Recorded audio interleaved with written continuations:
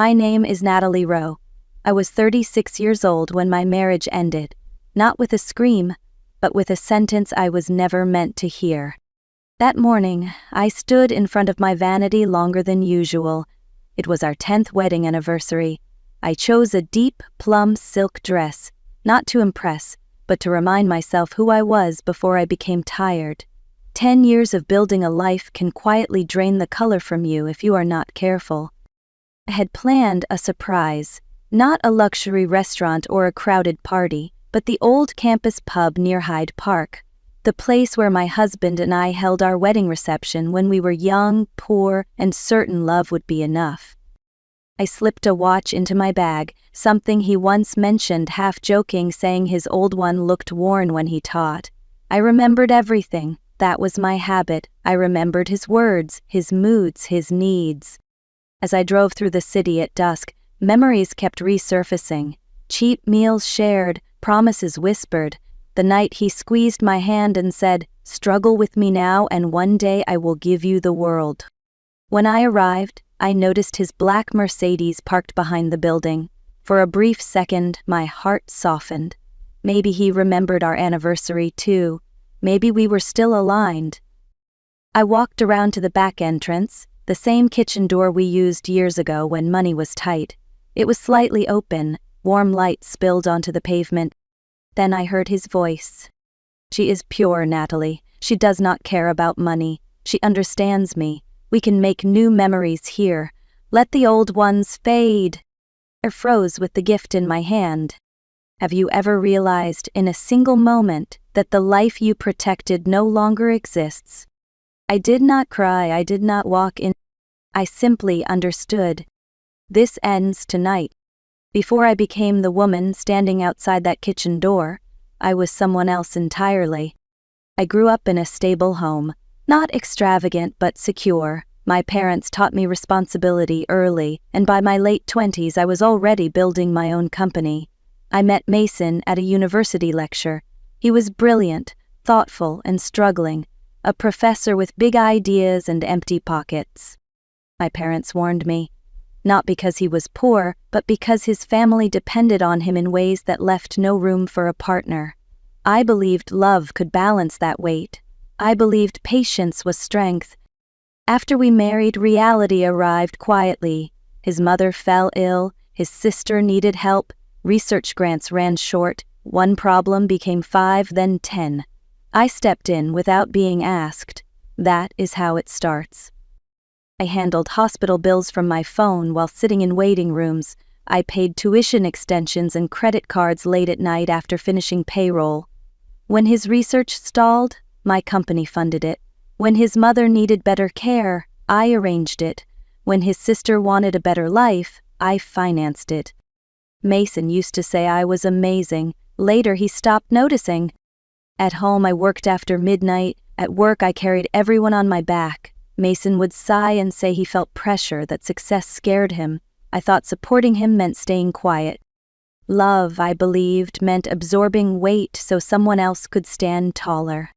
There was a prenuptial agreement. My parents insisted. I signed it without thinking. I never imagined it would matter. I never imagined needing protection from the man I married. Looking back, I was not a wife. I was infrastructure. And infrastructure is invisible until it collapses.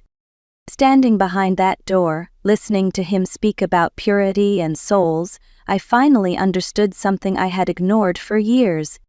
He did not feel supported. He felt entitled. I stayed where I was, pressed against the cold brick wall, letting the sounds inside guide me. Her voice was soft, almost careful, like someone afraid to take up space. She talked about tuition deadlines, about a mother back home who was sick, about not knowing whether she could finish the semester. I recognized that tone. I had heard it many times before. Mason answered her the way he used to answer me, calm, reassuring, certain. "Do not worry, I will take care of it. You just focus on studying. You are too gifted to be distracted by money." She hesitated. I heard it in the pause. "But where will the money come from? Your wife manages everything. Does she know you help me? At the mention of me, his voice shifted, the warmth disappeared. Do not bring her up. She only understands numbers. All she talks about is work and money. Being with her feels like living in a closed room. With you, I can breathe. That was when the second betrayal landed. I knew that voice. I knew that fear disguised as innocence. I stepped closer to the narrow gap in the door and finally saw her face clearly. Ava Collins. I had signed her scholarship approval myself months earlier. Her application had described hardship, discipline, ambition. She had thanked me with tears in her eyes, calling me her inspiration. And now she was sitting in my memory, on my husband's knee, funded by the same account that paid her tuition. In business, you learn patterns. Fraud leaves trails, so does betrayal. I suddenly saw everything clearly, the unfamiliar charges, the weekend expenses, the small withdrawals that never added up. I did not feel rage yet. I felt foolish for being thorough everywhere except in my own marriage. Behind that door, Mason spoke about souls and art and freedom. Ava listened, believing every word. I did not interrupt them. I reached into my bag and opened my phone instead. If this was the truth, I wanted it complete. And I wanted it documented. I did not rush in. I took one full breath, straightened my dress, and pushed the door open. The sound cut through the room like a blade. They both startled. Ava slipped off his lap. Mason stood up too fast, knocking his chair back. Fear looks different when it belongs to someone who has been lying. I walked to the table and pulled out a chair. I sat down calmly, crossing my legs the way I did in board meetings when numbers did not lie and excuses failed. Do not stop, I said. You were just explaining how pure she is. Mason tried to speak. Nothing came out. His face drained of color. I looked at Ava briefly. She shrank into herself, eyes wet, hands folded as if that posture could erase what I had seen. Then I turned back to my husband. A moment ago you said I only understand money, that I suffocate you, that everything about me is outdated. I nodded slowly. Let us be clear then. The house you live in, my work, the car you drive, my company, your research funding, my contracts, even the watch you complained about this morning, paid for by the woman you just called empty. Ava whispered something about love and connection. I raised one hand. Not now. Mason finally found his voice. You had no right to listen. This is my private life. You control everything. Living with you feels like a cage. I smiled, not because it was funny, but because it was familiar. When people benefit from structure, they call it support. When they want to escape accountability, they call it control. Tomorrow, I said, I will file for divorce. His head snapped up. Tonight, you will experience life without my structure. No money, no safety net, no silence from me. Ava looked up then, alarmed. Mason took a step forward. You cannot do that. I stood. I already have. As I turned toward the door, I noticed movement behind them. Two familiar figures entering the pub, dressed carefully, smiling as if walking into a celebration. That was when I understood. This was not a mistake. It was a family decision. Marjorie entered first. Perfect hair, soft perfume, the practiced calm of a woman who never believed she could be questioned. Kayla followed, phone in hand, already annoyed by inconvenience. Their eyes moved from Mason to Ava, then to me. So this is the surprise dinner, Kayla said flatly. You could have chosen a better place for drama. Marjorie sighed as if tired of a long day. Natalie, you should not behave like this in public. A man has needs. If he strays, it is often because his home is cold. I looked at her, searching for hesitation. There was none. Kayla crossed her arms. Mason has a reputation. You cannot humiliate him like this.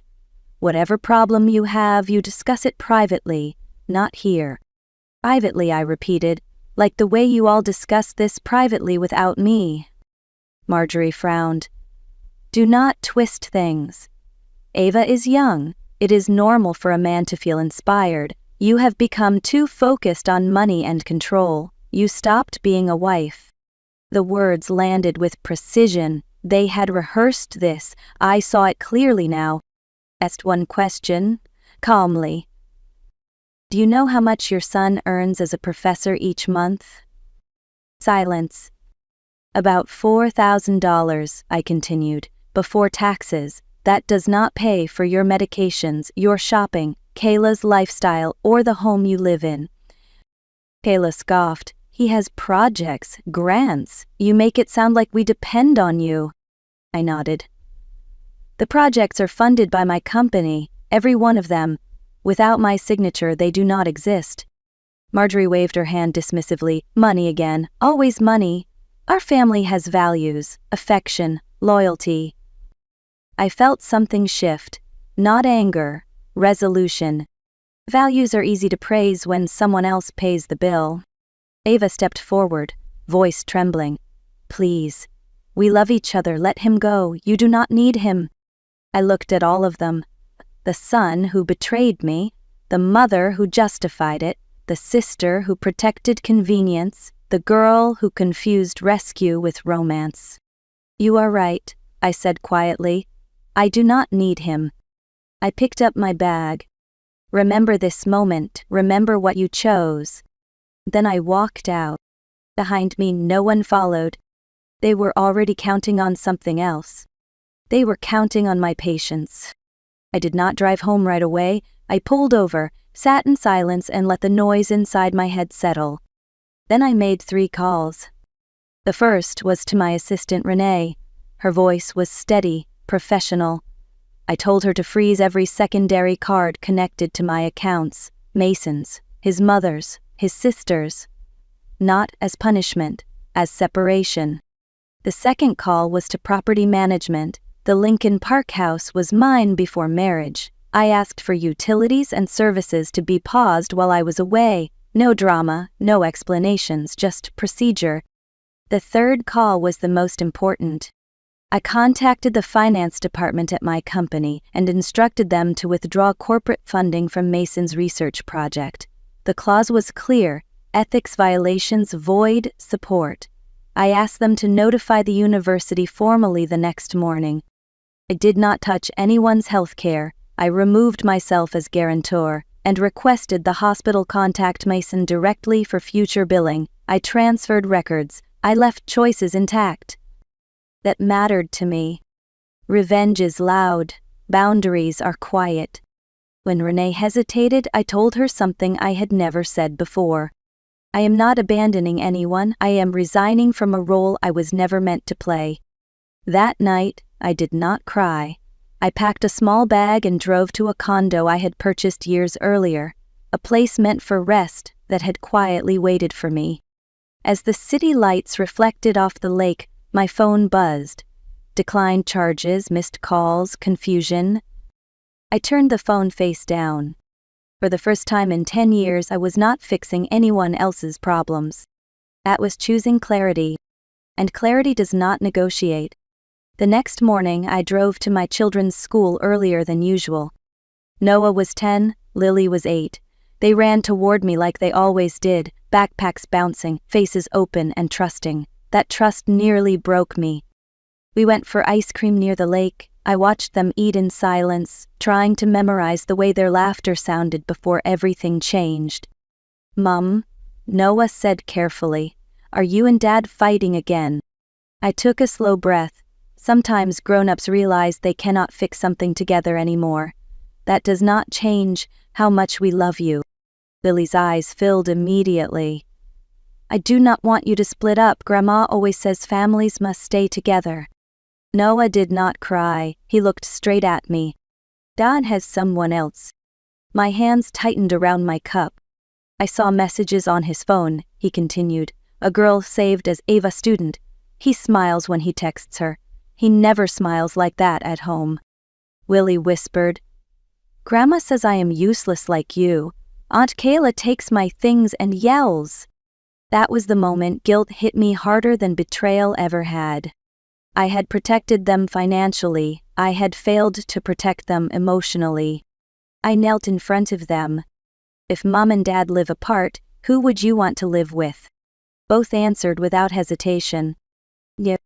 Children feel truth the way adults feel weather. They know when a home is unsafe long before words exist. I hugged them tightly. From now on, I said, there will be no yelling, no fear, no pretending. Us peace. They believed me. That became my contract with myself. I did not return to the house that night. By morning, my security lead, Cole, called to confirm everything was in motion. The locks were changed, access codes reset, fingerprint entry updated. Only my name and my children's were active. Their personal belongings were packed carefully, clothes folded, documents separated, each box labeled. Nothing damaged, nothing hidden. Order matters when emotions do not.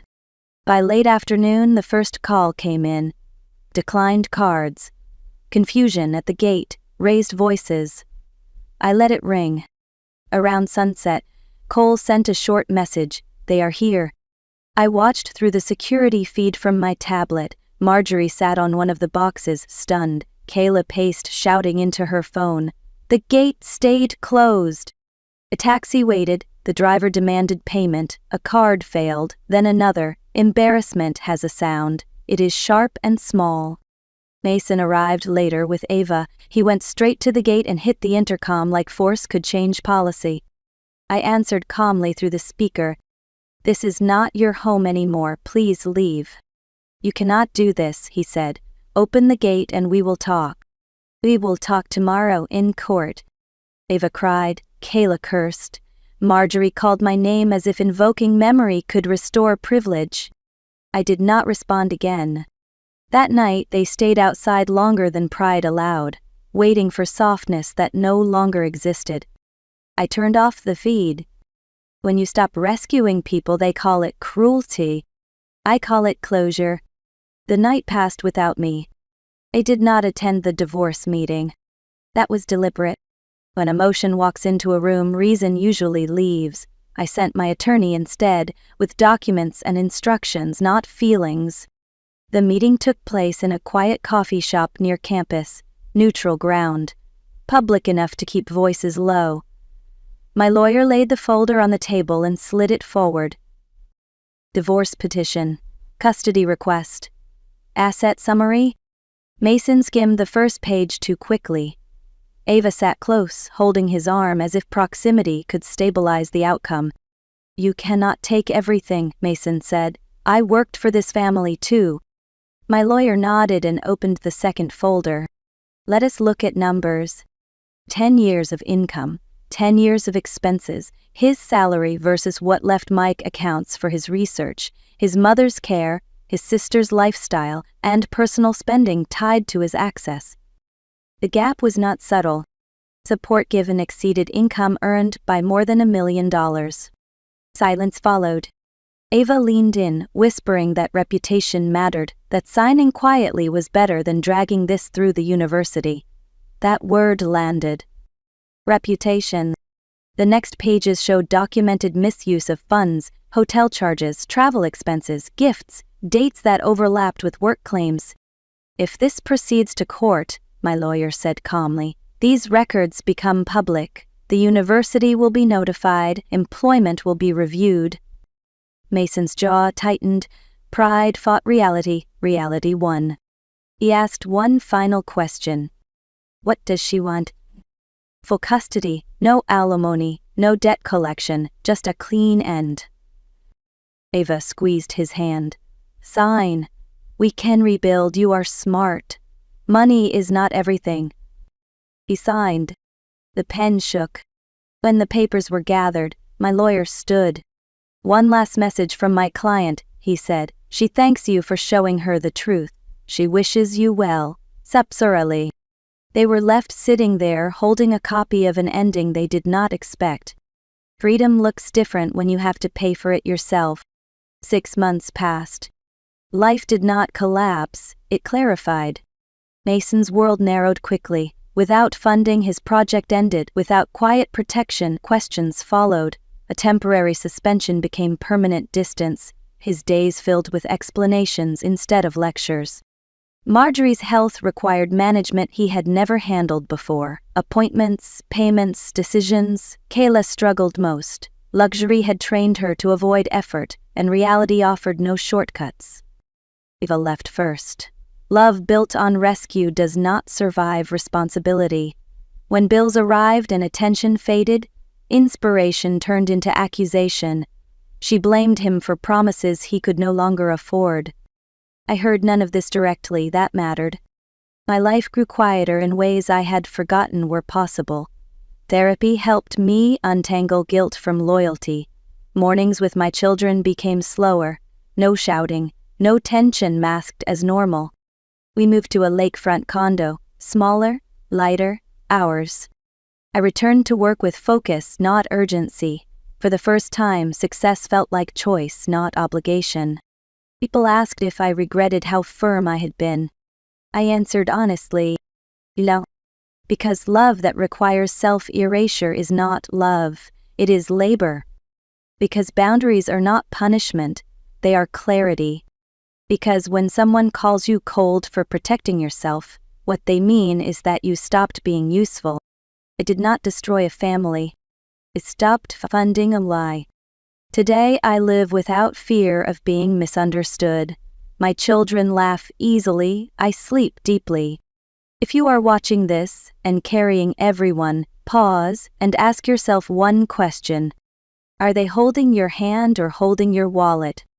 If this story resonated with you, like the video, share it with someone who needs permission to choose themselves, and leave a comment telling me where you are watching from. This is The Art of Revenge. Not loud, not messy, just inevitable. I am sharing this story not to glorify revenge, but to tell the truth about what happens when kindness is mistaken for weakness. For years, I believed that love meant endurance, that if I gave enough, waited long enough, sacrificed quietly enough, everything would eventually balance out. It did not. It only taught others that my limits were flexible. What saved me was not anger, it was clarity. I did not scream, I did not beg, I did not compete with someone younger or louder. I stepped back, looked at the facts, and chose myself with calm precision. That is something I want you to remember. If you are in a situation where you are constantly fixing, paying, smoothing over, or apologizing just to keep peace, ask yourself what peace really costs you. Love should not require you to disappear. Marriage should not feel like unpaid labor. Family should not treat you like a resource. Walking away does not mean you failed. Sometimes it means you finally stopped lying to yourself. If this story spoke to you, take a moment to like the video. It helps this channel reach others who may need these words more than they realize. Share it with someone who feels trapped by obligation. Leave a comment and tell me where you are watching from or what boundary you wish you had set sooner. Your story matters too. This has been The Art of Revenge, where dignity is louder than shouting, and self-respect is the final victory.